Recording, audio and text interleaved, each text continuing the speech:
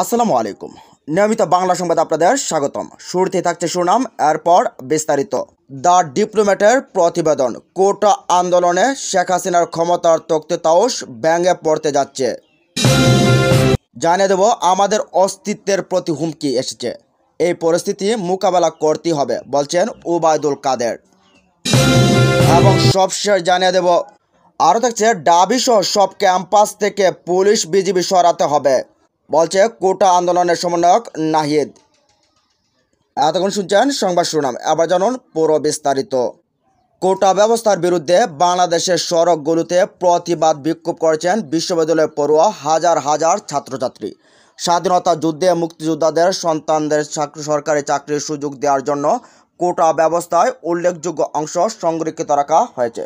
এই রিপোর্ট লেখার সময় এই প্রতিবাদ বিক্ষোভ চলছিল এবং তা থেকে বিরত হওয়ার কোনো লক্ষণ দেখা যায়নি। পুলিশ এবং ক্ষমতাসীন দলের নেতাকর্মীদের হুমকি এবং ভীতি প্রদর্শন সত্ত্বেও বিক্ষোভ অব্যাহত রয়েছে। প্রধানমন্ত্রী শেখ হাসিনা শিক্ষার্থীদের দাবি তিরস্কার করে তা প্রত্যাখ্যান করছেন।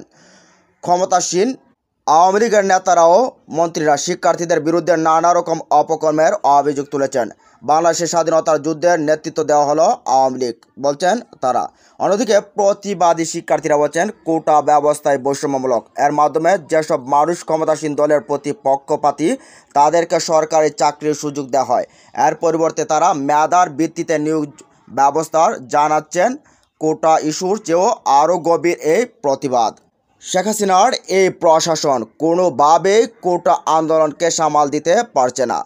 শুধু ঢাকা নয় বা মহানগরগুলোতে নয়, দেশের প্রতিটা শহরে ছড়িয়ে পড়েছে এই কোটা আন্দোলন।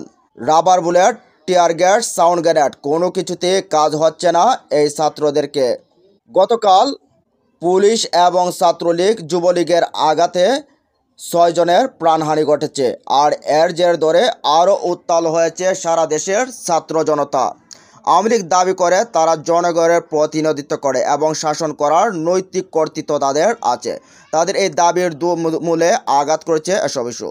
যদিও তারা ক্ষমতায় আছেন একটি নির্বাচনের মাধ্যমে, সেই নির্বাচন অবাধ ও সুষ্ঠু ছিল না অংশগ্রহণমূলক। বাংলাদেশ ক্রমশ কর্তৃত্ববাদী হয়ে উঠছে। এখানে শাসকদের বিরুদ্ধে প্রতিবাদের জায়গা চরমভাবে সীমিত হয়েছে। কোটা পদ্ধতির মতো একটি একক ইস্যুর বৃহত্তর অসন্তোষ প্রকাশের একটি মাধ্যম হিসেবে কাজ করছে। কোটা বিরোধী প্রতিবাদ হলো একটি দেশে এক ধরনের ডেমোক্রেটিক ব্রেকলেজ, যেখানে অসন্তোষ প্রকাশের জন্য বিরোধীদের কোনো রকম তথ্য পাওয়া এবং রাজনৈতিক স্থান দেওয়া প্রত্যাখ্যান। কর্তৃত্ববাদী নেতাদের বিরোধীদের কণ্ঠরোধ এবং নীরব করে দেওয়ার চেষ্টা করেন।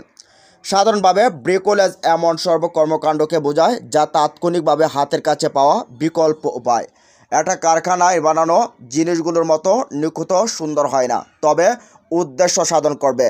এক্ষেত্রে একটি উত্তম উদাহরণ হলো বাংলাদেশের কৃষকরা যারা চীনের কাছ থেকে পানির পাম্প পেয়েছেন, তারা সেটাকে বর্ষা মৌসুমে বোটের ইঞ্জিনে রূপান্তর করেছেন। গণতান্ত্রিক ব্রেকলেজ এমন কাজগুলোকে বোঝায় যা একটি বৃহত্তর রাজনৈতিক এবং গণতন্ত্রপন্থী সুবিধা তৈরি করার জন্য যে কোনো সুযোগকে কাজে লাগাতে যায়। মৌলিকভাবে যখন কর্তৃত্ববাদী শাসকরা ভিন্ন মতের কণ্ঠরোধ করতে চান, তখন গণতান্ত্রিক ব্রেকলেজ কাজ করে। বাংলাদেশে গণতান্ত্রিক ব্রেকলেজ হলো স্থান উন্মুক্তকরণ। কখনো কখনো নতুন ও অনাকাঙ্ক্ষিত স্থান বিষয়ক এই মূলনীতি অধীনে সবার প্রতিবাদ করার অধিকার আছে এবং শোনার অধিকার আছে। কোটা বিরোধী আন্দোলনের বিরুদ্ধে আপত্তি তুলেছে ক্ষমতাসীন দল। তারা ক্ষমতায় থাকার জন্য এই সিস্টেমের উপর নির্ভর করে।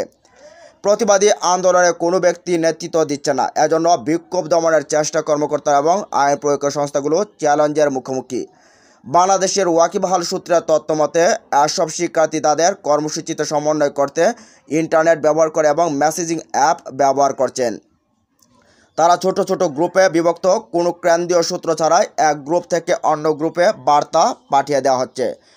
তাদের উপর যখন আইন প্রয়োগকারীদের নজরদারি আছে, যখন তারা এই উপায়ে নিজেদের মধ্যে সংগঠিত, সমন্বয় এবং সংযুক্ত থাকছে। ক্ষমতাসীনরা তাদেরকে দমন করার চেষ্টা করা সত্ত্বেও এই নতুন কৌশল ব্যবহার করে শিক্ষার্থীরা তাদের আন্দোলন অব্যাহত রাখতে পারছেন। বাংলাদেশের সরকারি কিছু কর্মকর্তার দুর্নীতি ও বেআইনি সম্পদ অর্জনের বেশ কিছু রিপোর্ট কয়েক মাস ধরে ঘুরপাক খাচ্ছে। এর মধ্যে আছেন দেশের গভীরভাবে কর্তৃত্ববাদের নেপথ্যের একজন প্রথম সারির অ্যাক্টর, সাবেক পুলিশ ও র্যাবের প্রধান বেনজির আহমেদ, একজন ব্যুরোক্র্যাট ও জাতীয় নিরাপত্তা গোয়েন্দা বিষয়ক একজন কর্মকর্তা। হ্যাভিলি মেশিনেটেড ভোটের মাধ্যমে প্রধানমন্ত্রী হিসেবে চতুর্থ মেয়াদে ক্ষমতায় আসার কয়েক মাসের মধ্যেই এই প্রতিবাদ এবং দুর্নীতির খবরগুলো এসেছে। 2009 সাল থেকে ক্ষমতাকে দৃশ্যত করে রাষ্ট্রযন্ত্রের উপর পুরোপুরি নিয়ন্ত্রণ নিয়ে ক্ষমতাসীন দল কার্যত প্রতিদ্বন্দ্বিতাহীন নির্বাচনে জয় লাভ করেছে। তারা এটা করেছে একটি দুর্বল বিরোধী পক্ষের বিপরীতে, যে বিরোধী দলের সদস্যদের কঠোরভাবে নিপীড়ন করা হয়েছে।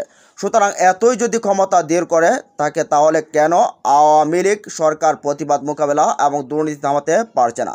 দুটি বিষয়, কোটা বিরোধী প্রতিবাদ এবং দুর্নীতির প্রকাশ, শাসকরা কর্তৃত্ব এবং পূর্ণাঙ্গ নিয়ন্ত্রণের যে দাবিকে প্রত্যাখ্যান করে। দুর্নীতির প্রকাশ এটাই বলে দেয় যে পারস্পরিক সাযুজ্য, আত্মসাৎ এবং উচ্চ পর্যায়ে দুর্নীতি আছে। এটি এমন একটি বৃত্ত যা কর্তৃত্ববাদকে সমর্থন করে। তবে সর্বশেষ যে আলামত দেখা যাচ্ছে, সেখান থেকে চরম অবনতির দিকে যাচ্ছে আইনশৃঙ্খলা পরিস্থিতি।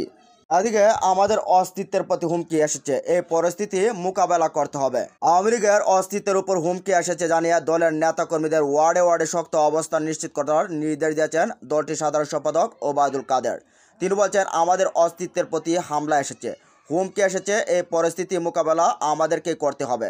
কাজে আপনারা ওয়ার্ডে ওয়ার্ডে প্রস্তুত হয়ে যান। বুধবার সকালে ঢাকা জেলা এবং ঢাকা মহানগর উত্তর দক্ষিণ আওয়ামী লীগ 2 সিটি কর্পোরেশন নির্বাচিত কাউন্সিলর ঢাকায় দলীয় সংসদ সদস্যদের সঙ্গে মত বিনিময় সভায় প্রধান অতিথির বক্তব্যে এসব কথা বলেন ওবায়দুল কাদের।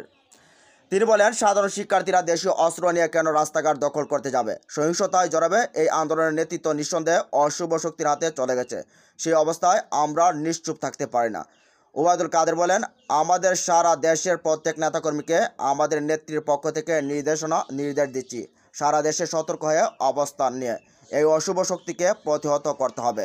কোনো অপশক্তির সঙ্গে আপোষ করা যাবে না। তিনি আরও বলেন, আমরা যারা বঙ্গবন্ধু সৈনিক মুক্তিযুদ্ধের চেতনা ধারণ করি, লালন করি, বিশ্বাস করি, সেই চেতনার বিশ্বাসীরা আমরা চুপ করে বসে থাকতে পারি না। এই পরিস্থিতি মোকাবেলায় আমাদের করতে হবে।